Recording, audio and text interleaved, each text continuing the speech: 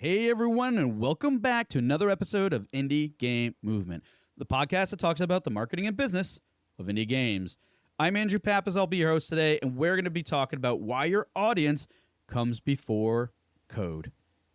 You know, many indie games struggle not because they're poorly made, but because they were built without a clear audience in mind.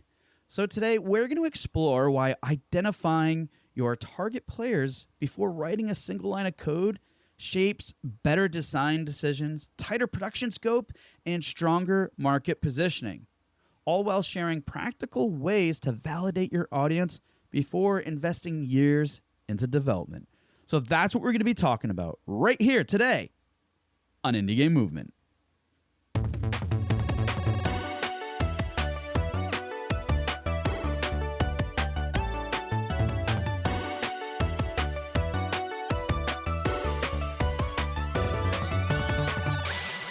Hey everyone, and we're back, and today with us I have none other than Joni, Lappalainen. How's it going, man? And thanks so much for being here today.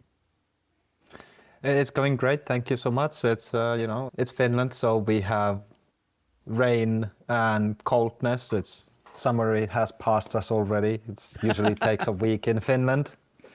Well, it's better than France, from what I understand. In other parts of Europe, Southern Europe, it's getting pretty hot there, from what I understand. But where hasn't it been, other than Finland?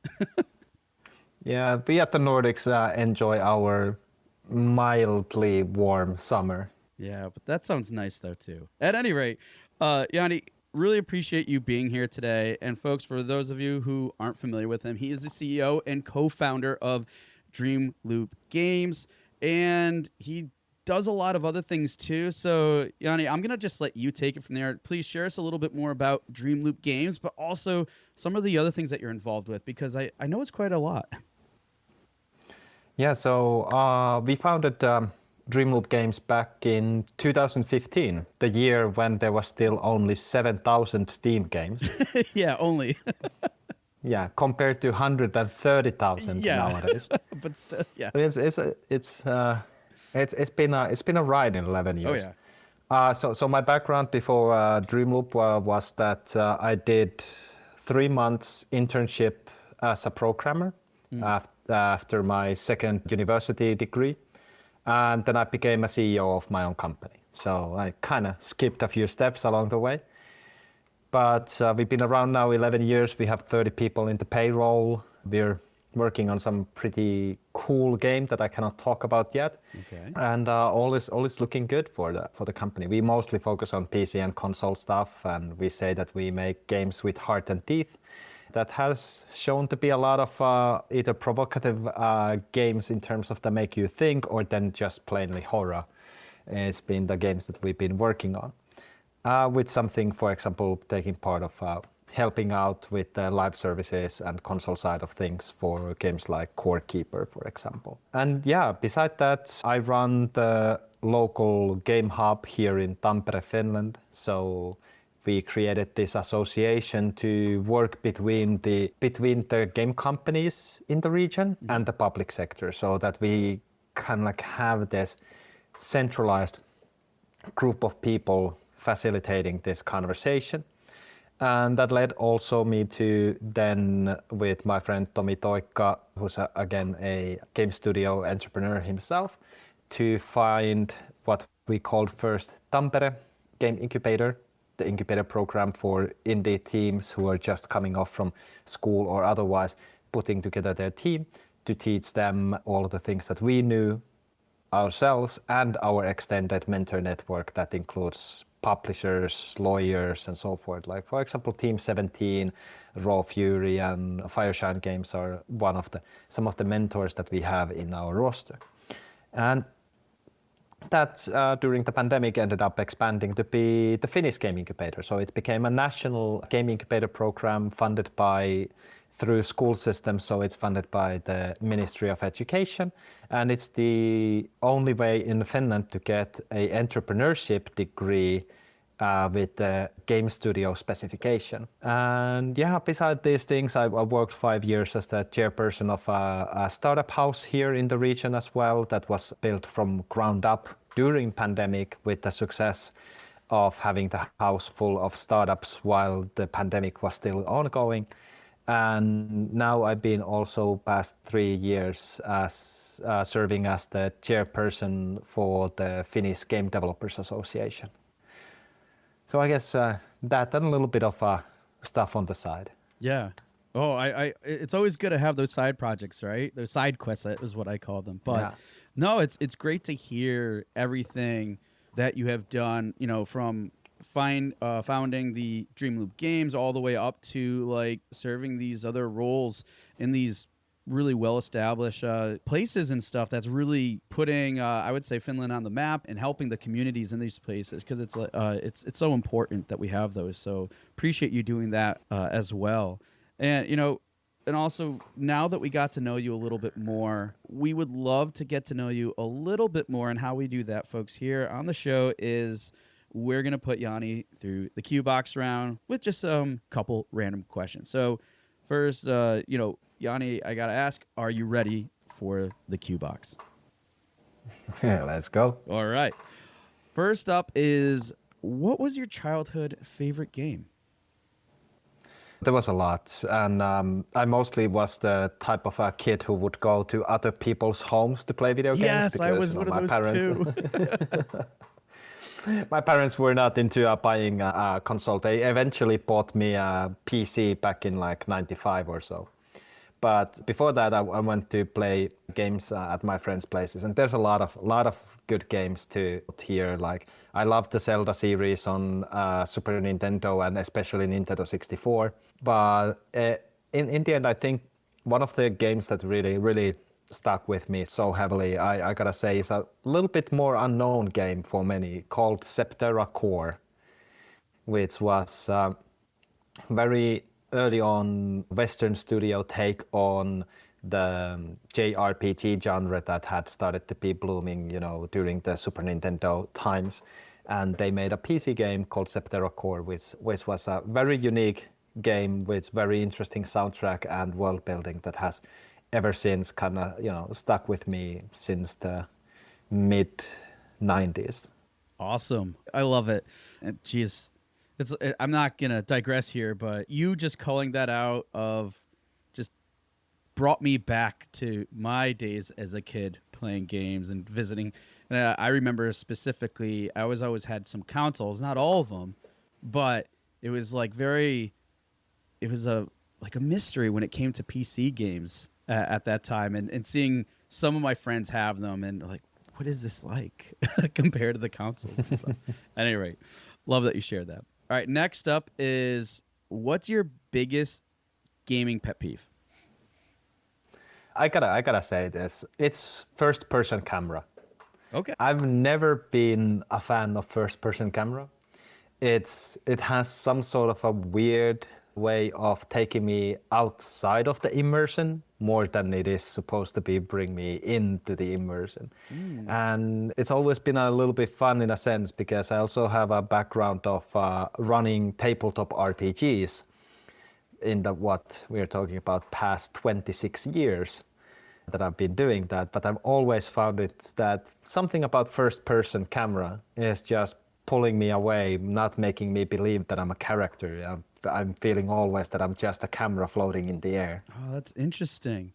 As you were saying that too, I was thinking, you know what? Anytime I've played like a racing game or, your standard like first person game, I'd always want to be like the third person view in any of those scenarios, because I was like, otherwise I tried it, especially with racing games, like, oh, I want to be right in there. And I'm like, I don't know. There's something about it where I can't. For me, I think it was more of a control thing. But it's interesting you say that, and I don't know. It's just cool. But I can see that though to a degree. So yeah, that's interesting.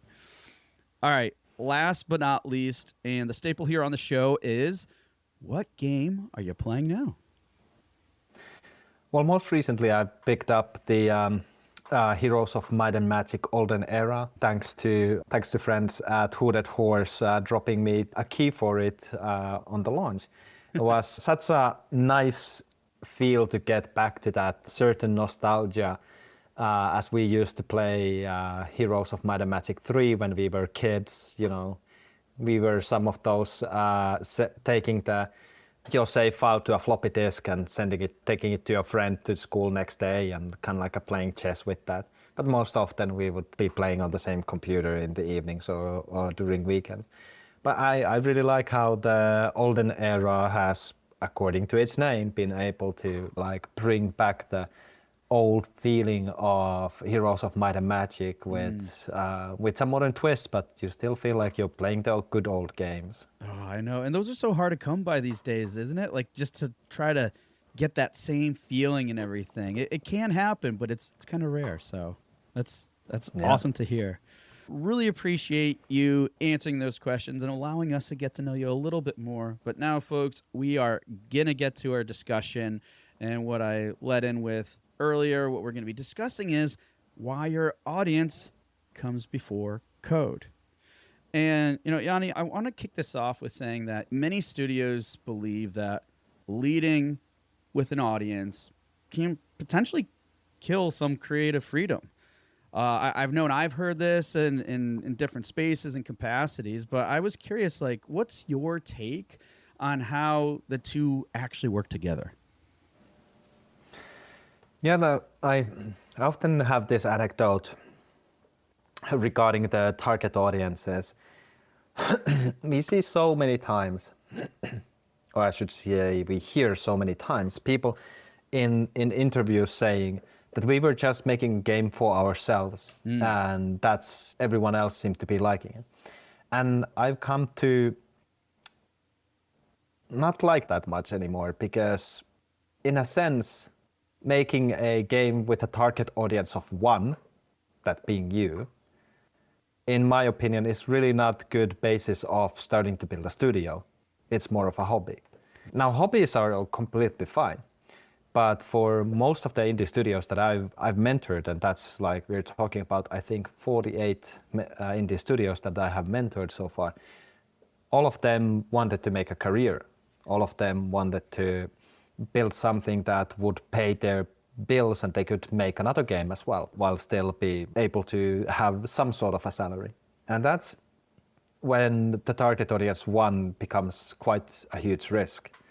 And that's why I always think that anything that you're building with the intention of securing your own or your team's financial situation should be considered as a product. Now, product and art, those are not as far away when it comes to game development as you think, but the intention is a bit different. And at the same time with the art, I think that absolute freedom, even with art, usually doesn't lead into the best possible solutions. Because if you give absolute freedom, it starts to be a question like, well, are we gonna do a painting or a song, or are we gonna be doing a dance performance? But when you have the audience, it works as more of a constraint that you then understand what is the environment, what is the target that you're doing all of this for. And it can be very different from doing it to yourself. But in the end, none of us always represents a fully fledged target audience. Yeah. You said something a moment ago that I think is key to this, because I want to focus on that aspect of, hey, if we're making this game for a target audience, specific things, we are making a product. We want to make a career out of this, like, right? These are all some of us can interpret as creative killing. I'm the one putting that label, okay? But you just said something really important, which is saying absolute freedom. If you think about it, it can be chaotic, and to the point where something that is still creative still needs some form of restraints. And that could be obviously here we're talking about audience, but that could be other types of restraints. Okay, if we want to explore this more, this concept, right? It's like, okay, you have absolute freedom. Well, what kind of a game are you making? You're not making like trying to pack in every genre together into one. I mean, that would be impossible. It sounds silly even thinking about it. But then you keep going further, right, in that process. And then by design, you're essentially creating all those constraints. But part of those constraints and the mechanisms and everything else do incorporate other things that we might not always think of, such as an audience. And I think it's so important because I a lot of times we think of openness and freedom and all this creativity, but we don't think the power that restraints and other things give us in that creative freedom. Yeah, and it's exactly like you said, like genre is a restriction as much as target audiences. Mm-hmm. Your control scheme, are you doing a third person, first person? That is another constraint. There's all of the projects will eventually always have constraints, and target audience is just one of them. It's just the one that is not, for example, technically or gaming culturally clear constraint, because it has been way too seldom that people even pay attention to who they're making the game for. Yeah, absolutely. Let's dive into that a little bit more in terms of defining your audience, especially with this idea of even before you start any form of development. Because I know sometimes for some of us, it's like, wait, what? So let's say when people are not really defining their audience very well, let's say it's like really vague and whatever. They're like, oh, I know I'm making this for someone who likes RPG games, right? That is. How would you say that can distort early design decisions? Well, yeah, let's use the RPG as an example. Like someone is making an RPG. There is a type like Final Fantasy games. We're talking JRPGs. It was very clear that Expedition 33 was targeting into that space. But there's a lot of different RPGs. We have, when we talk about RPGs, Souls-likes are RPG games. Yeah. Yep. They all have the same kind of role-playing, character building, and so forth. Even I dare to say, in a sense, like games like Harvest Moon and Stardew Valley are role-playing games. Like when you're playing very much of a different kind of a role-playing experience as a farmer, and you're trying to figure out like how you're gonna build your influence in this small town through your character and so forth. That's a role-playing game. Then we have Baldur's Gate type of role-playing games that are based on D&D, like the tabletop RPGs. And we suddenly start to think like there's even a Paper Mario RPG, and actually Mario RPG from the Super Nintendo times. Yep. RPG is such a vague thing. It becomes very hard to understand, like, well, I make this design decision on that the challenge should be coming from the player skill. And then you're like, the Souls-like players like that one, but what about, because we were about to target with Final Fantasy players, will it work? Well, actually, Expedition 33 kind of showed that it does work, but it would have been doing in a vague form of like, or RPG players, then you don't have your answers. It's like, is this kind of a approach good? Is this kind of a theme good? Because you're not understanding that you have not narrowed it down. And good way to kind of battle this, in my opinion, is to really define stronger on who your target audience is. And for that, there's, for example, a couple of really good tools, like Rank 1 Global as a tool and this kind of like a social platform is a great one for that, because they nowadays have an insight, like an insights program there that you can.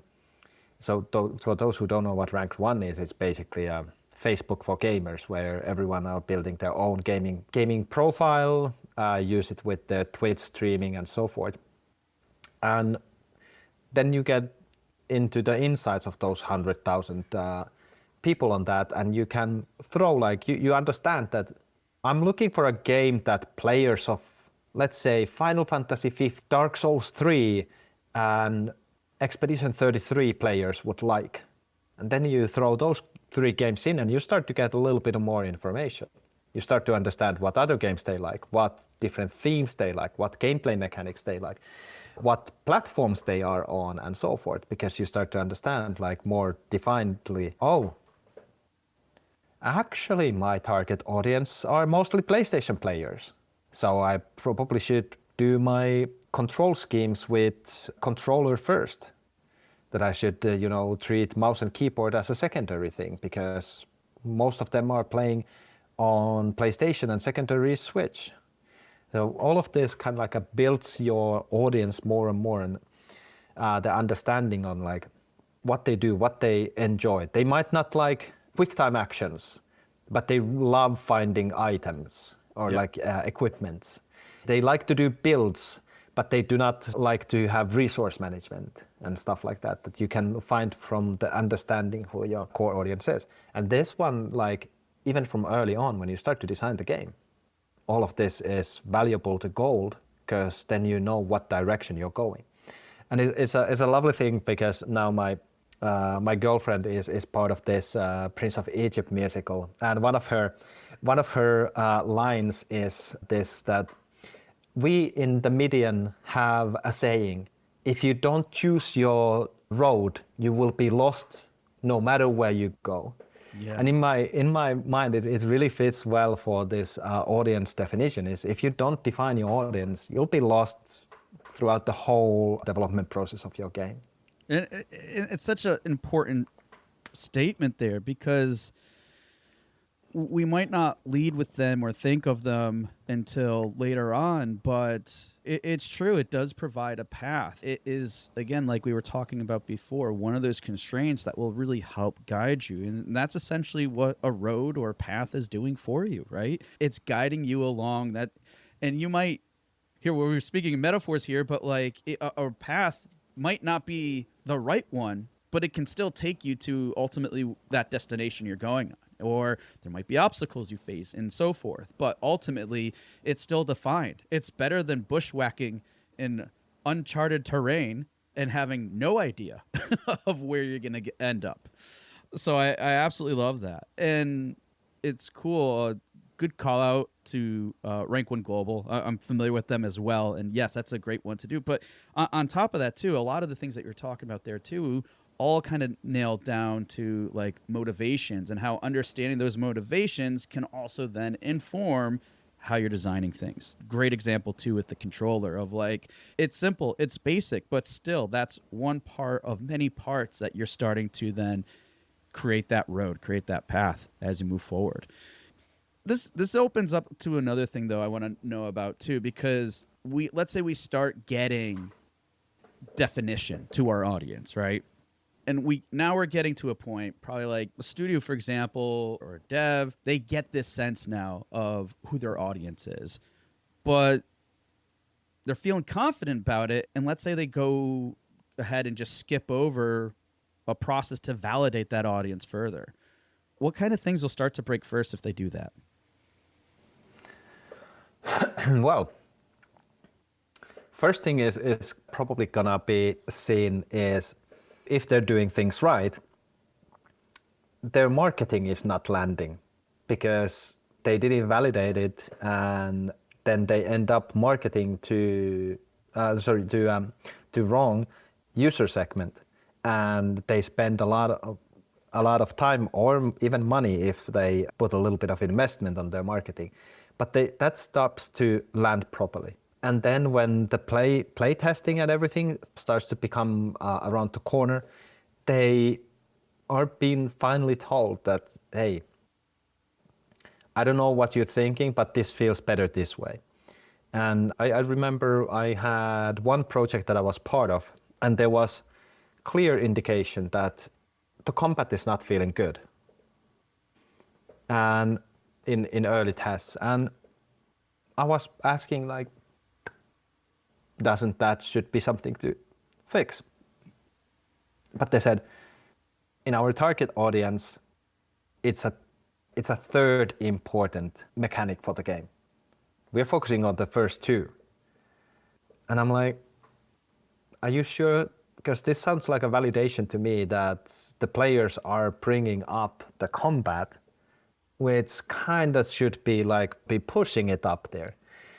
Not to the top two, because no one is complaining about the same amount on the top two features that you have. But if the players are telling you about the combat, then that's validation. And that's the thing is like, if you made the audience based on that you want to target 2 features, combat being your third one. And you build everything kind of like focusing on the 2 first one. You start to see that the audience is not there if you don't have all of those what they expect to be good in the game and what they expect to be engaging in the game. And to be fair, without validation, you might end up doing a lot of work that you need to redo later. And we even had a case with one game that we did with Access Games 2022, 2023, called Inescapable. A bit of like firstborn for my own case, because I came up with the idea, pitched it to the publisher, and we got the development funding for it. But what we did with that, we skipped a few validation rounds and ended up not being able to give as tight experience as the players were expecting. Instead, we gave a slow burner to a audience that was expecting a way fast pacer game. And then the amount of success that we could have is highly limited on the final result. Wow.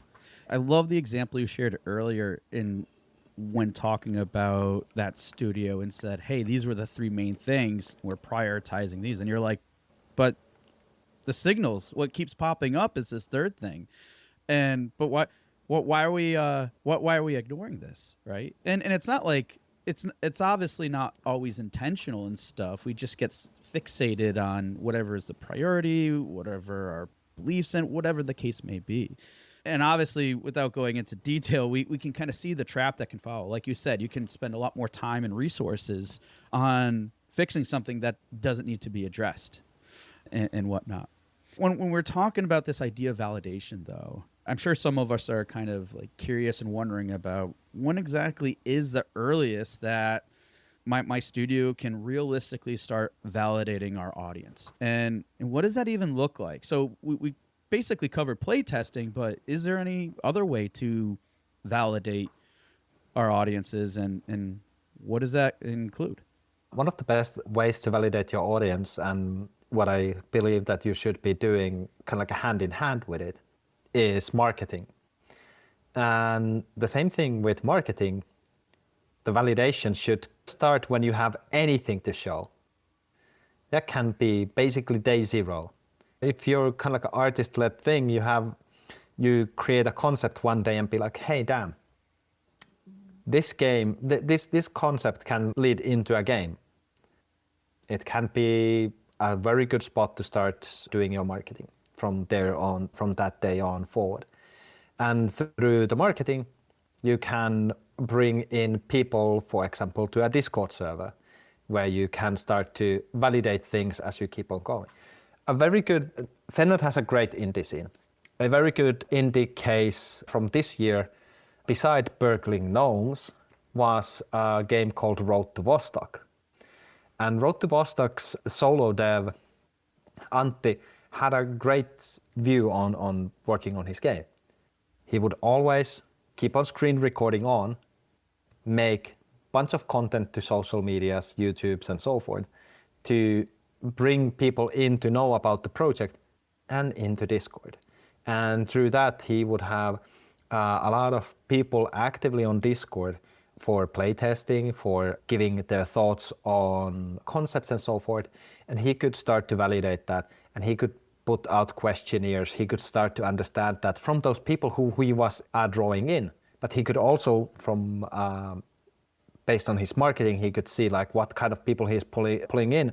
If there's wrong kind of audience, he's like, okay, I need to change on my marketing messaging because I'm clearly not getting in the type of audience that I have. When he was like, okay, now I'm getting the right type of audience, then he can start to develop with them.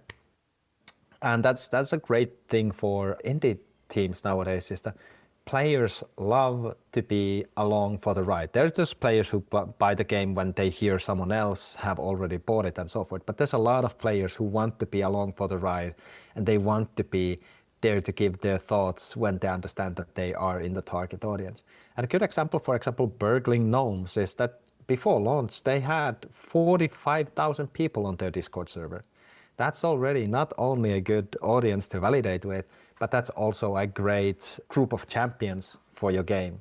For Road to Vostok, you can see when you go and check the review section, when there's a negative review, there are always people in those negative reviews coming from the community and saying that, hey, you just don't understand the game. Yeah. And I think that's a key point right there I want to call out is understanding. Because sometimes when we're out there trying to validate our audiences, and let's say even using the methods that you just suggested, sometimes it might not feel like we're getting anywhere. And I think in part, not always, and would love your take on this too, that could also go back as far as maybe you're not understanding your audience as much and why things aren't landing and why you can't validate things further. Because as you were saying that, I remember some people I worked with in the past before where we were talking about their project and I was asking questions and they were telling me, which is sending me a validation signal that, hey, we have a lot of people coming into this community. And I'm like, well, what do you think the reason is? And they said, because I am one of them. I understand who they are because I am one of these players. And because of that, I know this and this. And I'm like, yeah, that's solid. And the reason why they get that type of traction and everything else, and this is well before they made any significant pushes, it's having that understanding that can be a really key part. So I guess my thought process is too is if there's anyone out there who is struggling, and I'm not saying it's exclusively the case, but maybe it could be where do you understand that audience enough? And is that you think the reason why you might have difficulty landing these things or validating things further? Yeah, and there's definitely that. I was recently having a conversation with the art director of Saros, another great game from Finland that came earlier this year. And I was talking with the art director there, and we were talking about game trailers and how so many indie games are making game trailers that are completely not understanding their player.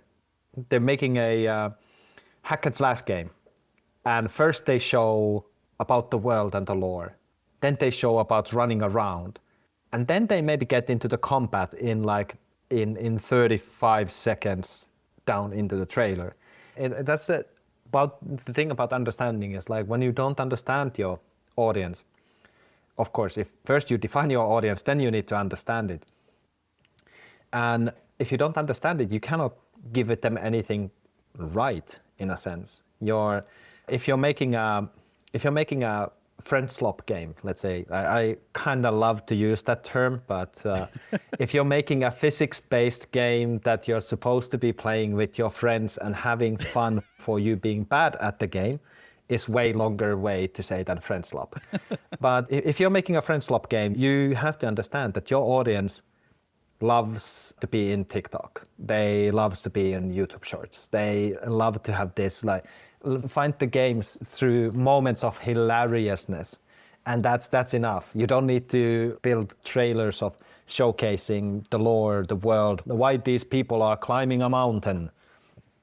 Now you just need to show a friend doing a silly thing and another friend drops down the mountain, and that's your golden marketing. And that's understanding your audience. And the same thing, if you're making a game for narrative horror side of things, then that's completely different. Then you're building a lot of intrigue and a lot of lore that makes no sense, and they try to figure it out. Like a good example being, for example, the Layers of Fear series that made Bloober big back in the day. It's a good example of that, like psychological horror. There you don't show actually gameplay all that much more than that they understand how that is a first-person game where you explore this mansion. But otherwise, you're building all of this intrigue through the narrative show of game. But this all really comes down in everything, in the designing of the game, to the marketing of the game, Even the technical decisions and the art direction needs to be coming from understanding your audience. Yeah, and it's so important because I know one thing that we've discussed and shared here on the show numerous times is what I call memorable moments. And what you just defined with the friend slop example is understanding your audience is how you can create those memorable moments. And we think about, well, we need to show the gameplay and everything. It's like, well, yes, you still need to do those things, but depending on your audience, there's probably going to be an appropriate time and place to do that. And for the friend slop examples, what are the main reason people are engaged in everything else? I mean, you said it earlier. It's those funny moments that they're having fun with their friends and everything. That's the memorable moment. So why don't showcase that? Because that's really, in the end, you're not delivering, you're not giving them a product. You're giving them an experience at that point that they care about. That is where the value is for them, primarily. So if they see that, that acknowledges, like, this is what I'm expecting. You are setting my expectations. It's that memorable moment, and then everything else will follow. That, yes, you want to show the gameplay and everything else, probably under that same lens on their Steam page or something, and so forth. But like you said with the other examples too, those memorable moments, that understanding is going to shift depending on what the game is and depending on what you understand about your audience. We have, I think, a really good idea and sense of how to get to this point, understand the audience, what we can learn, how to validate, and everything else. I want to get into now about how we can really now design and build these games to fit that audience, to fit the market.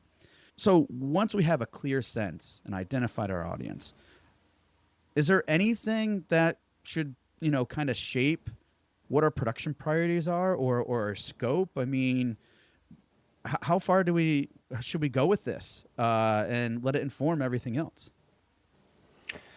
Yeah, I always agree with the Nintendo mentality. Focus on the fun.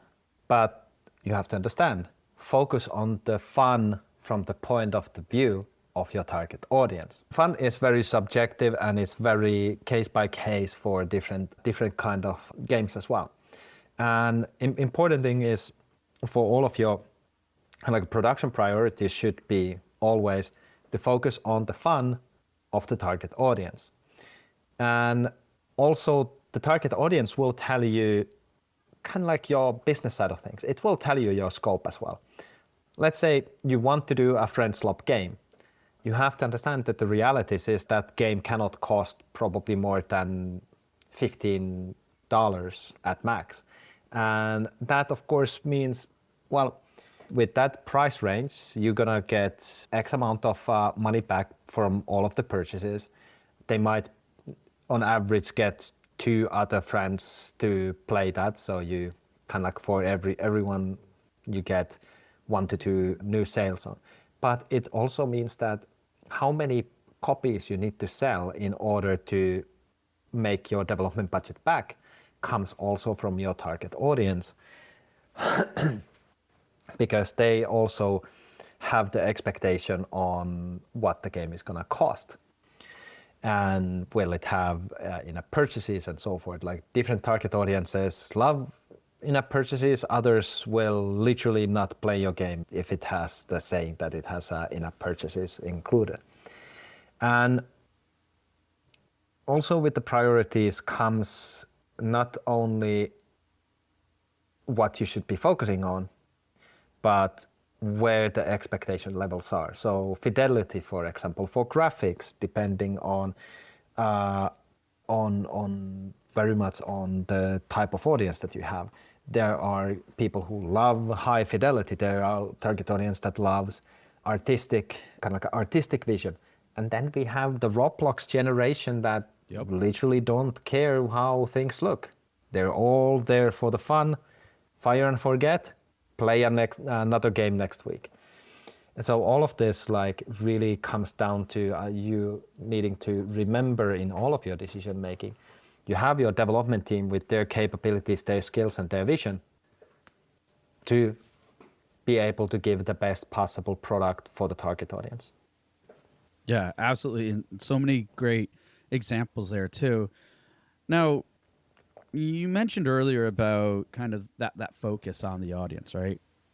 What would you say is kind of the most common way studios may lose their audience focus once pressures start kicking in and everything, like, hey, we're trying to meet our deadlines and everything else, and now we're just like really focused on development, and maybe we start losing focus a little bit and keeping in mind of who our player is, who that audience is. What happens, and what are some common things that happen in those instances? The reason where the most likely is the target audience, that persona that you're making this game for, starts to go on the back burner is when your developer is not at the best condition. When the developer starts to burn out, or or the workload starts to get heavy, and your basic needs are starting not to be met, that is the area where the target audience starts to get forgotten. You start to forget why you're fighting, so to speak. And it's something that I go around the world giving talks about, actually, is around the development burnout. Like I most recently been having this talk that I've done in many countries in Europe. I just had that in Poland some weeks ago. I've done it in South Korea. I've done it in the Philippines, in Sweden, and so forth. And it's titled "Stop with the Hero Complex." Shipping is mandatory, suffering is optional. And that kind of gets into this, we're a passion-driven industry, everyone knows that. And when we get into that development bunker and we just keep on doing that, and we put this hero cape on, and it's game developers' personal journey to make this game for all this glory, it becomes so personal that the target audience starts to fade away. It becomes so personal that you forget who you're making this for. And then the decisions start to change. When you're, as a developer, when you're focusing on yourself, especially if you're struggling, if the deadlines are hard, if you're not sleeping well, you're not getting nutrition well, you're not getting social rest, etc., you start to make decisions based on yourself, not your target audience. It's so true. And I mean, other ways I think we could look at this too is like developing in a vacuum or an echo chamber, and all you're hearing is, and then you start feeding into your own biases and beliefs and everything else. And then we all feel this too, where you're working so hard at something, and it's not exclusive to games. And then you try to put yourself out there, and you're like, why isn't this landing? Why doesn't anybody else care? Why? I put so much energy in it, but no one sees the effort that you put into it and everything. And it doesn't mean that all that stuff isn't important, what you did, but you got to take a step outside of yourself and just realize there's no way people could possibly know that. And it's very challenging, and it's very hard, especially when we get in these moments where we don't realize the bigger picture, and how our emotions and feelings can actually make it worse in some cases. And having that perspective can make all the difference. Yeah, and I'm a big advocate for people to really be honest with how they're feeling to themselves, but also those who they work with in their families and so forth. We have this thing called in Finland called sisu, which is the capability of going through whatever hardship in order to achieve what you want. And I think we should start to find a different kind of trademark for our country, because honestly, I think that kind of attitude is creating more failing projects than succeeding ones. No, it's a very good point though too, because again, being like the way I look at it too sometimes is I would consider this, I think, a form of self-empathy. So you could have empathy for others, right? Or whoever it might be, just having an understanding of others, but then kind of having an understanding for yourself in a way when you're in a situation such as, like you said, putting that hero cape on, but still developing in a vacuum type stuff, and being aware too, and understanding of what did you really create or do for yourself there, and everything else, or what are you doing to yourself if you're not being more open-minded. Yanni, I'm curious. I mean, we discussed a lot here too, and if let's say anybody listening today, you know, only had your first few months of development, that they just started, let's say, a new project, right? What can they do to kind of get things right? What steps would you recommend that they take before they go full blown into production and everything, especially if they maybe missed a few of these steps that we talked about today? Well, what are some of the key things that they could maybe just start with right now? I would really go and figure out what are at least 3, if possible 5 of those games that you think that the people who would buy your game loves to play now or loved to play before. And understanding that will give you, or again, using something like rank 1, you get a lot more information, but it also lets you have a bit of understanding on like how you could communicate this in, for example, in Reddit, to get some people who identify that, hey, I like these games, and you can put up some forms asking them about these games, because you have to understand as well, like if you say Dark Souls 3, you have to understand why you're saying Dark Souls 3, what kind of design philosophies, what kind of mechanics, what kind of UI, etc. you're going to take. Then you can kind of like ask related to those questions. You can be like, you're doing a game about building a farm. You can go and be like, hey, make a questionnaire. Have you played Stardew Valley? Did you like these farming mechanics on it? Have you played Harvest Moon series? Did you like these? What about what season? What's the Harvest Moon called now? It's like something seasons. But so you can build already by understanding those games. You can start to build a bit of questionnaire to ask people about that. You might not be flooded with information. You might be trolled with the information. But the thing is that you at least have some other thoughts than your own. And if you have any kind of regional game development environment, IGDA, for example, Finland has very strong IGDA, so International Game Developers Association, activity here, bringing your ideas and your games to other game developers to talk with them, like really getting yourself out of the vacuum. Because so far I remember only one person, one indie developer, who has said that they went and put themselves into a vacuum to make their game, and that was the creator of Balatro. And even with Balatro, great game, but also we have to remember marketing and the publisher did a lot of heavy lifting there. So one should not be going and saying like, see, everyone should be doing as Balatro was doing.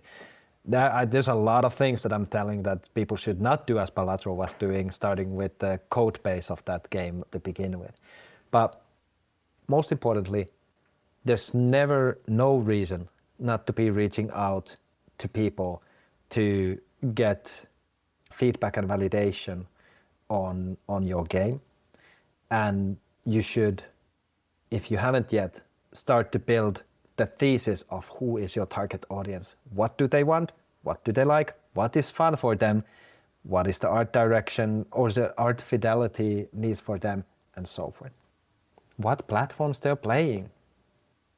I absolutely love it. And such key and solid points. It's like you were just alluding to before, you know, don't develop in that vacuum. Talk to other people.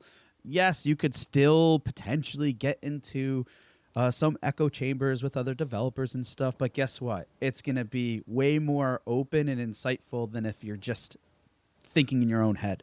That's going to be sure. way more problematic and still beneficial. And not only that, I mean, yes, we're talking about audiences, but there's so many other things that can come out of those types of conversations with other people.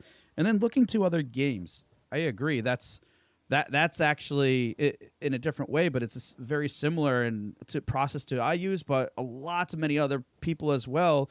Those 3 to 5 games you're talking about, basically those are like game comps, game comparisons, and doing that, and then understanding the players of those games and everything else. It just will give you little bits and more pieces of information that you build up, validate, and then continue moving forward. And I think it's important to say, as you called out in a way too with Balatro, it's never too late. There's an ideal time to do this, which is as early as possible, of course, but it's never too late. Learn these things now instead of pushing them off, because the further down, whatever it may be, in the project, after several projects, but the further you push these things out, the harder it's going to be. And we don't want that for you guys. Well, Yeah, Joni, no, definitely. I can't thank you enough for being here today. If you could, what are some ways that people could learn more about Dreamloop, maybe reach out to you if they had any questions? Please drop us some links or other ways to potentially connect with you. Yeah, of course. Dreamloop, you can follow at dreamloop.net. I'm mostly, when it comes to socials, I'm mostly active on LinkedIn. I can be found there with my name. And yeah, thank you for being. It was great to talk about this, and I think it's an important thing because, like I said, when we started Dreamloop, there was only 7,000 games on Steam. It was easy to get visibility. 130,000 games now, and constantly growing faster and faster. It's gonna be harder to get that visibility. You're gonna get that visibility by having community, and you get the community by understanding your audience. Absolutely. Thanks again. It's been a pleasure. Thank you. Hey everyone, thank you for listening to another episode of Indie Game Movement. I'm Andrew Pappas, your host, and the show's producer is Mustafa Price. Show notes for this episode can be found by visiting rengenmarketing.com, the number episode of the show. Rengen Marketing is a consulting marketing company that helps indie devs with their marketing efforts. Whether you need guidance with your game's marketing strategy or could use a free marketing plan template, then please visit www.rengenmarketing.com and take action. A special thanks to Dakota Saw for Season 2's opening theme and Melissa Gellis for the new logo design. And as always, thanks for being such great listeners, and we'll see you next time on Indie Game Movement.